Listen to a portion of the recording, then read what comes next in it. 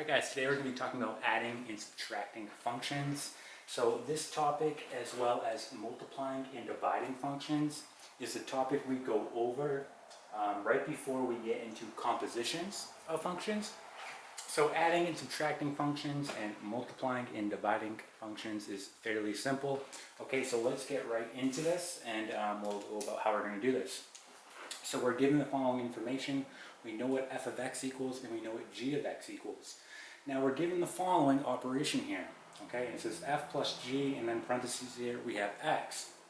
Okay, so what this is actually saying, right? So when you see something like this, what this is actually saying is the following. It's telling you f of x plus g of x. Okay, so that is what this is saying right here. So that is exactly what you're going to do. Alright, so I'm going to take f of x plus g of x. So if I have 2x squared plus 4x minus 6, right, there's my f of x, plus g of x right here, so plus 2x minus 2. Now all you have to do here is just combine your like terms. So again, this is on its own, so we're going to rewrite it as 2x squared. Okay, well, we can combine this 4x and this 2x, right, and that's going to make a 6x. So plus 6x, so we can go ahead and cancel that out. And then we have a minus 6 and a minus 2, which is going to make minus 8. Okay, so we get our final answer here of 2x squared plus 6 minus 8. Okay, and this right here would be our final answer. Alright, let's try another one. Alright guys, here is our next example. Okay, just notice that we're still given the same information, except we're given a different operation now. So now we are given the following.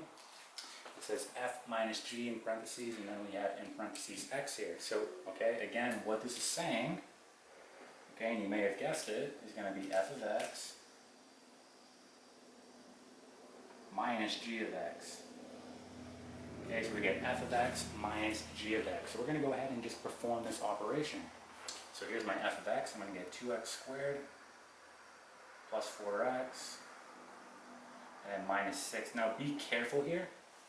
We have to take into account this negative. So I'm going to write this negative here. And then I'm going to write my g of x in parentheses, so I know that I have to distribute that negative inside the parentheses. Okay? So just be careful with that step because you could get tripped up there. We want to go ahead and distribute that negative inside, alright? So we're going to get the following, 2x squared plus 4x minus 6, right?